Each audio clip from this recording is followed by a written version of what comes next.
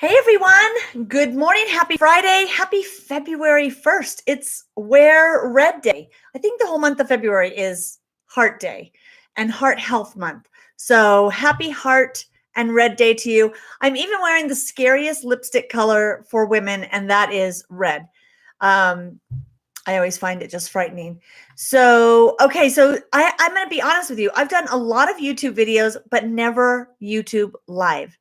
So today we're going to talk about live video tips or any video tips, video marketing tips for the video or camera shy. And and even doing this for the first time, I thought, okay, I don't even see anything that tells me that this is scheduled. This is the one I scheduled. And I don't think it is.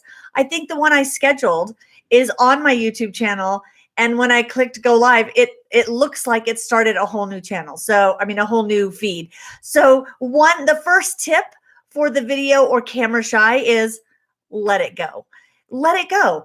Don't be so caught up and nervous about how the technology has to be perfect that it ruins what you're going to say, because I feel like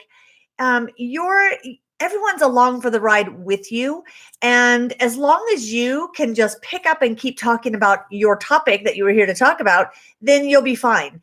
And perfection is overrated. I don't care what you say. Perfection is overrated. And I have talked to several people, because last week in our Facebook Live, we talked about when we see someone doing a Facebook Live or a live streaming video, how we want to listen. We feel like we're sitting across the table from them and having a chat.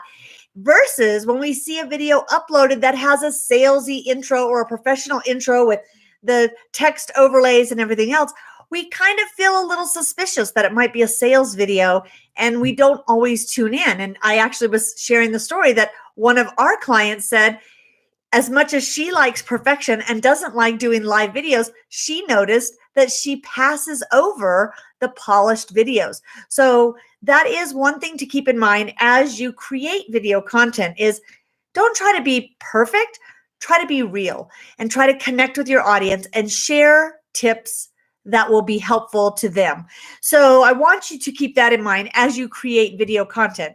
Now, if you are video shy, camera shy, there's a few things that you can do to kind of ease your way into doing video content. And if maybe you're like me getting in the water, I don't care how warm the water is.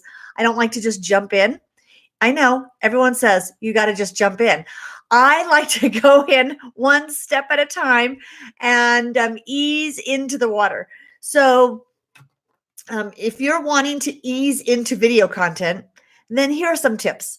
The first one is don't go it alone. So ask someone to be on the live video with you, whether that's in a studio together side by side or using a tool. We use Zoom meetings, and it allows you to do side-by-side video, not live broadcast. Well, you can do live broadcasting using Zoom, but you can just pre-record it and then make sure that you don't faint at the end of it and you feel okay with uploading it, and then upload that and keep them short. Share a couple tips or interview the other person. Whenever there's another person with you, it's just easier because you are having a conversation. So it takes the pressure off of you and focus on, everything on you. So that is the first tip, is don't go it alone. Now, when you're doing, I know Facebook Live, we use a tool called Be Live, and Be Live allows you to have up to 4 people on screen at the same time. And I love that. It feels like you're having a party. The conversation keeps flowing, and people that are tuning in live on the chat can watch and engage in the conversation as well. So to me, if you can use a third-party tool that allows you to have even more than 2 people, then that's ideal. And on Be Live, you can do just 2 people, or you can do 3, or you can do 4. So using a third-party tool, and I'm sure with YouTube Live, there's similar tools, which I will be exploring because, again, I've been uploading YouTube videos for years, but I haven't really gotten serious using the platform. Just being honest with you, raising my left hand. I guess I better raise my right hand. Being honest with you and saying, I'm committing in 2019 to do more, get involved more in the YouTube community and build out our YouTube platform. I feel like the benefit to YouTube over Facebook, going live on Facebook, I'm connecting with the people I'm already connecting with, which I love. YouTube, I feel like, is a great platform for finding and engaging people you're not already connected with. And I think the difference in video styles, I think YouTube, you do better to share tutorial or how-to videos. And so I have a lot of question of the week and how to do things and how to set up your Facebook page and how to merge Facebook pages. So how-to videos do really well on YouTube versus Facebook. I think people are there to have a conversation a little more. So that's my take on how to use the two platforms in a different way. I wouldn't, well, I'm not going to say I wouldn't put the same content on both, because of course you do. Of course you do. And then people find different content. But I think more people on YouTube are going to find how-to content. So if you are video shy and you're a little nervous about it, again, number one, don't go it alone. Having a person that you go side by side, having conversations. Number two, try a tool. I love Loom. And I think it's just loom.com, but if you search Loom, it's a Google Chrome extension. And I click on Loom. We use it all the time within our team to do a screen share, because what it does is it's recording your screen. It's a screen capture, but then it has a little circle that you can move around the screen, or you can make it bigger or smaller with your video, with you talking. Now you can turn that off. So for the video shy, step one might be do a video where you're explaining how to do something on the computer and you're not on screen. Then step two, that second step of easing into the water, might be turn the video on and make the circle small. And so put it in the corner. And then as you progress, you can make the video a little bigger. If you're sharing something that you don't want the distraction of your screen, then you can make the video large, have the conversation and say, let me show you. Then you click on the small circle and move it to the side, and then it's recording your screen. And what I love about Loom is as soon as you're finished, it copies the link to your video and you can put it into an email without uploading a big video file. So it's a great one for sharing quick videos with, I do it to share things with my web manager, with our team members. We throw it in Slack.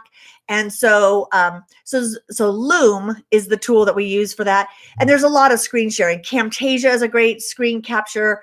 And that's a way, if you're a little video shy, then going live or recorded, but using a screen capture instead of you is a good way to ease into doing more video. Another thing I like to do is interviewing people. So maybe it's a vendor you work with. Maybe it's someone who provides expertise that would really benefit your audience. Now, the reason I put this separate from the first one, I feel like the first one is almost having a co-host where you're talking about one topic, versus the third tip here is really about interviewing someone else, focusing on their expertise that brings their expertise to your audience.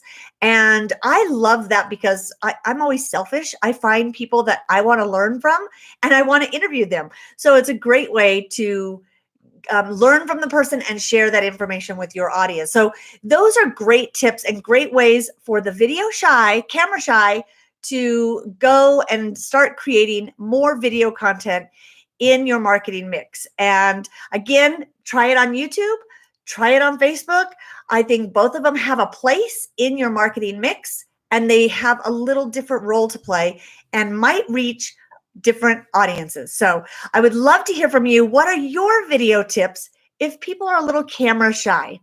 Aside from wearing a mask, which might be tip number 4, is you can try wearing a mask or a disguise and be like the masked, or what is it, the Masked Singer. I still haven't seen that show. I need to check that out, but I'm intrigued by it just from the ads that I've seen, the promotions I've seen. So maybe we could start a whole trend on YouTube of doing the masked video, masked content creator, and we can share content with disguises. I'm sure there are people who are doing that every day. But have an awesome weekend. Again, it's February 1st. It's Heart Day. It's Wear Red Day today. And big hearts going out to you. So have a great weekend.